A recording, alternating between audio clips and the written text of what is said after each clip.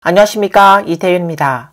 여기는 한때 아시아에서 가장 큰 자동차 터미널이었던 상해 장거리 자동차 고속버스 터미널이었어요. 그런데 지금은 점점 한산해지고 있습니다. 심지어 여기서 일하던 황소들도 실직했어요. 여러분은 얼마나 오랫동안 고속버스를 타지 않았나요? 또 얼마나 오랫동안 고속버스 터미널에 가지 않으셨나요? 장사가 안 되네요. 광주 남역은 토요일에도 장사가 안 되어서 2시간 넘게 기다렸는데도 손님이 없어요. 손님을 못 태우고 있어요. 너무 한산하고 너무 처참해요. 장사가 정말 안 되네요. 여기는 동관에서 가장 큰 자동차 터미널인 남성차역입니다. 5월 1일에도 사람이 없네요. 몇 년 전만 해도 이 터미널은 명절마다 사람들로 북적였었죠. 그 많은 사람들이 어디로 갔을까요? 최근 몇 년 동안 중국 대도시 경제 침체와 함께 많은 고속버스 터미널들이 운영에 어려움을 겪거나 심지어 폐쇄됐습니다. 무안에서 새로 건설된 대형 고속버스 터미널은 3년도 채 되지 않아 문을 닫았고, 북경은 10개 고속버스 터미널 중 2개만 남길 계획이며, 광주는 1년 만에 10개의 터미널이 사라졌습니다. 비록 일부 고속버스 터미널이 살아남았지만 평소 고객이 많지 않습니다. 고속버스 사업이 어려워지면서 일부 기사들은 몇 달 동안 월급을 받지 못하는 경우도 발생하고 있습니다. 분석에 따르면 고속버스 터미널의 대규모 축소는 단지 여행 방식의 변화 때문만이 아니라 중국 경제 침체와 인구 감소를 반영하는 현상이라고 합니다. 오늘은 이에 관해 관련 주제에 대해 이야기해 보겠습니다. 중국의 고속버스 터미널은 이제 한산해졌지만 몇 년 전만 해도 매우 번창했었습니다. 고속버스 터미널은 주로 중단거리 여행을 담당하고 있었습니다. 2000년 이전에는 일을 하러 가거나 장사를 하러 나갈 때 대부분 사람들이 버스를 타고 이동했습니다. 많은 젊은이들이 고향을 떠나 광주로 가서 일을 시작했죠. 그러나 2012년에 고속버스 승객 수가 최고치를 기록한 이후 매년 그 수가 감소하고 있습니다. 한 네티즌은 이렇게 말했습니다. 예전에는 사람들로 북적였고 자리를 차지하려고 싸우던 그 시절은 다시 돌아오지 않을 것 같아요. 또 다른 네티즌은 이렇게 언급했습니다. 우리 시의 고속버스 터미널은 원래 면적에서 80%가 줄어들었어요. 이건 농담이 아니고 작은 문 하나만 남아있어요. 이는 현급 고속버스 터미널보다 더 못한 수준이죠. 광동성 대부분의 고속버스 터미널이 거의 폐쇄되었습니다. 여기는 한때 규모가 가장 크고 버스 운행이 가장 많았으며 30년 이상의 역사를 자랑했던 광동성의 고속버스 터미널이었지만 이제는 쇠퇴의 운명을 피할 수 없습니다. 이곳의 승객 수는 한때 광주 전체에서 가장 많았고 수많은 사람들의 꿈과 귀향의 길을 이어주었습니다. 수많은 노동자들이 광동으로 내려오는 첫 번째 정거장이었고 수많은 대학생들에게는 학업의 여정에서 평생 잊을 수 없는 추억이었으며 광동에서 일하는 사람들이 명절에 고향을 오갈 때마다 탔던 장거리 버스였습니다. 정점에 있을 때는 하루에 평균 2,000편 이상의 버스가 출발했으며 하루 승객 수는 10만 명을 넘었습니다. 하지만 지금은 겨우 몇 명의 승객만 보입니다. 1층 대기실은 이미 폐쇄되었고 이 고속버스 터미널이 완전히 폐쇄되는데 얼마나 더 걸릴까요? 3년 동안 팬데믹을 견뎌냈지만 2024년을 넘기지 못했습니다. 여러분이 눈앞에서 보고 있는 이 고속버스 터미널은 동관대랑 고속버스 터미널입니다. 한때 동관에서 일하던 사람들은 모두 이곳에 와서 버스를 탔습니다. 다랑 고속버스 터미널은 2008년에 건설되었습니다. 그 당시 여기서는 매일 사람들로 북적였고 동관에서 가장 많은 승객들이 모여드는 곳이었죠. 하지만 시대가 변하면서 이곳을 찾는 사람이 점점 줄어들었습니다. 이제 여기에는 텅 빈 주차장과 한산한 대기실만 남아 있습니다. 여기는 동관시내 마지막 고속버스 터미널입니다. 지금은 이미 둘러쳐져 있는데 여기서 어떤 건물을 지을지 아직 모르겠습니다. 거액을 들여 만든 고속버스 터미널을 철거하는 게 아깝기도 하고 앞으로 사람들이 고향으로 가려면 어디서 장거리 버스를 탈지 모르겠습니다. 철거하지 않는 것도 아까운 일입니다. 텅 비어 있고 사람도 거의 없어요. 모든 상점들이 거의 다 비어 있는데 예전에는 한 자리를 구하기 어려웠지만 지금은 빈자리가 전부 임대되고 있습니다. 장사가 정말 어려운 상황입니다. 한 네티즌은 고속버스 사업이 잘 되지 않는 이유에 대해 분석했습니다. 일자리가 줄어들고 사람들이 이동하지 않게 되면서 예전에는 주삼각과 장삼각 지역에 일자리가 많아서 장거리 고속버스가 발전했지만 이제는 그렇지 않다고 말했습니다. 개인 차량은 많아졌지만 그것이 주요 원인은 아니라고 덧붙였습니다. 또 다른 네티즌은 우리는 버스 외에 지하철이 없는데도 이제 예전처럼 많은 사람들이 버스를 타지 않아요. 아마도 많은 사람들이 자차를 가지고 있고 택시를 타는 게 더 편해졌을 거예요. 더 큰 원인은 많은 사람들이 실직했기 때문에 버스를 타는 사람이 줄어든 거죠. 예전에는 출근할 때 1시간 동안 서서 버스를 타곤 했어요. 분석에 따르면 중국은 아직 모든 사람이 차를 가진 수준에 도달하지 않았으며 일반 대중은 여전히 버스를 주로 이용한다고 합니다. 지금 버스를 타는 사람이 줄어든 것은 중국 경제의 침체 정도를 나타낸다고 할 수 있습니다. 많은 사람들이 일자리를 찾지 못하고 집에서 쉬고 있으며 일부는 지출을 아끼기 위해 가능한 한 외출을 자제하는 상태입니다.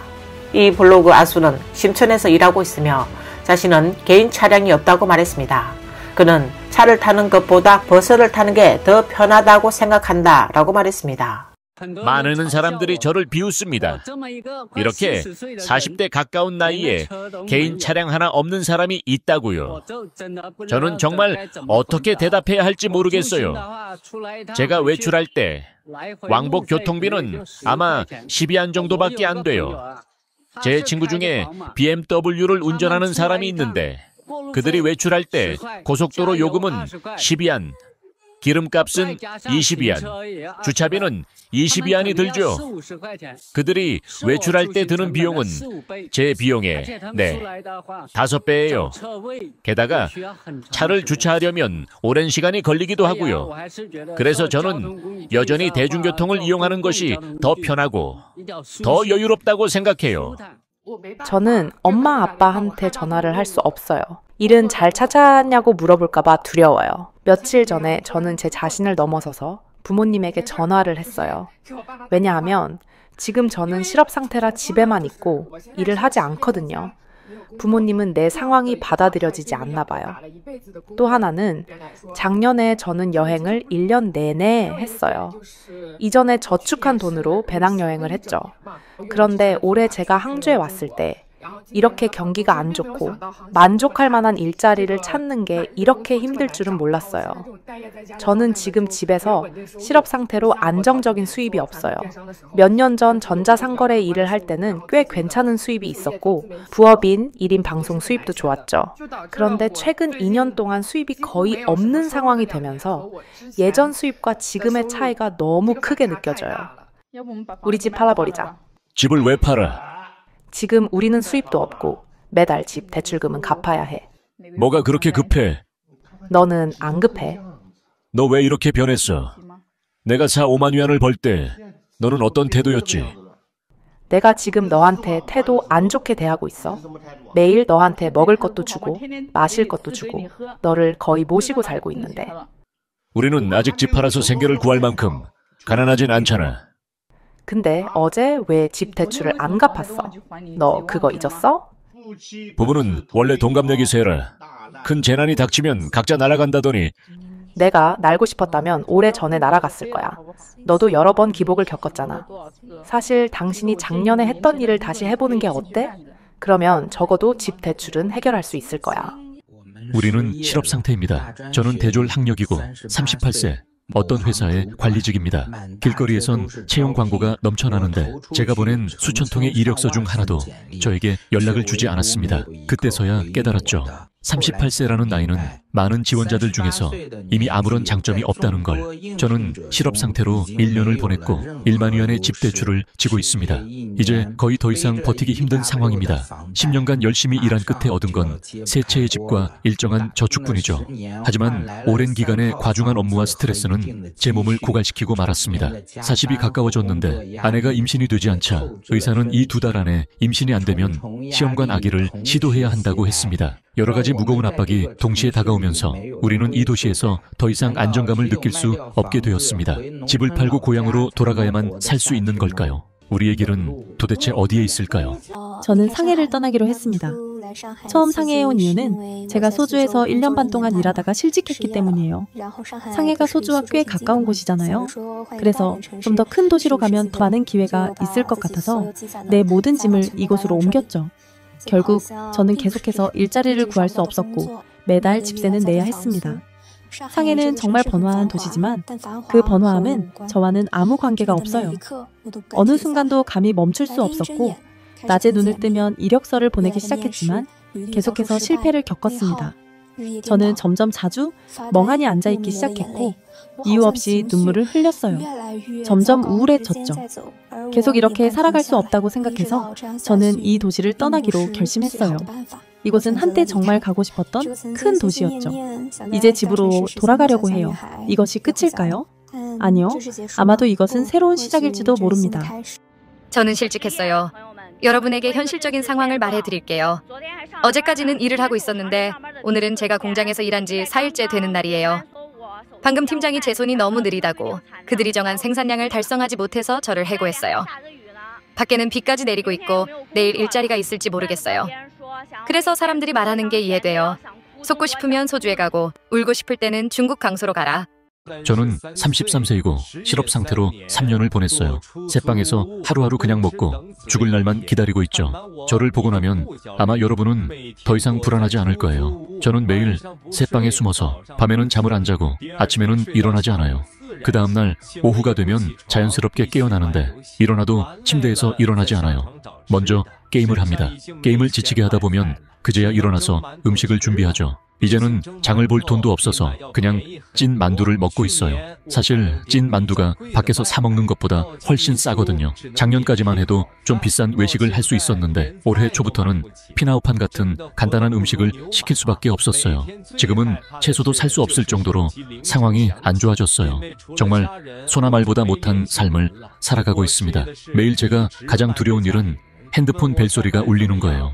가족 외에는 저에게 연락하는 사람이 없으니까요. 실직 사실은 계속해서 가족에게 숨기고 있어요. 그들이 밖에서 어떻게 지내고 있냐고 물으면 저는 얼버무리며 잘 지내고 있다고 말해요. 언제까지 숨길 수 있을지 모르겠고 그날이 오면 어떻게 대처해야 할지 생각조차 못하고 있어요. 저는 지금 완전히 무감각해졌어요. 마치 살아있는 시체처럼. 같은 나이의 사람들은 벌써 결혼하고 아이도 낳고 성공적인 삶을 살고 있는데 저는 계속 제자리 걸음만 하고 있어요. 무엇을 해야 할지 모르겠고 미래의 길이 어디 있는지도 모르겠어요.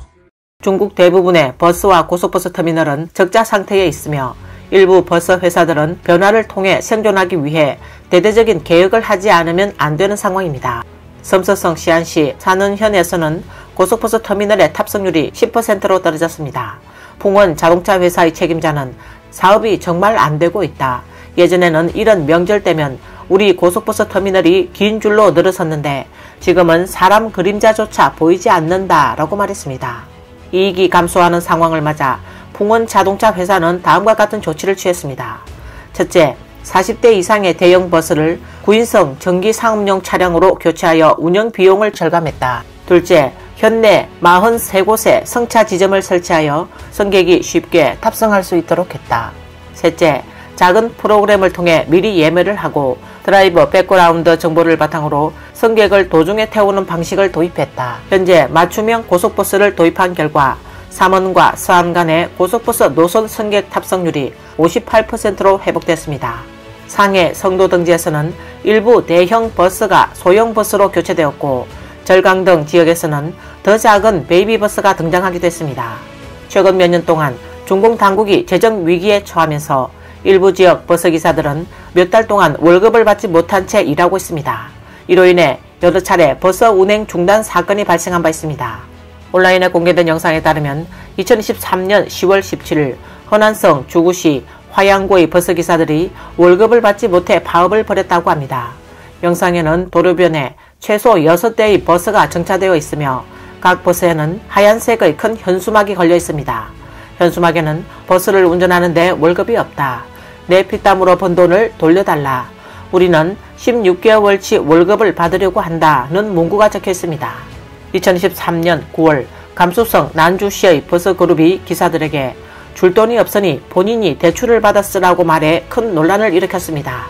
같은 해 8월 산동성 태안시의 한 버스 회사 기사들이 파업을 벌였고 회사가 거의 5개월치 월급을 지급하지 않자 항의하며 파업에 돌입했습니다.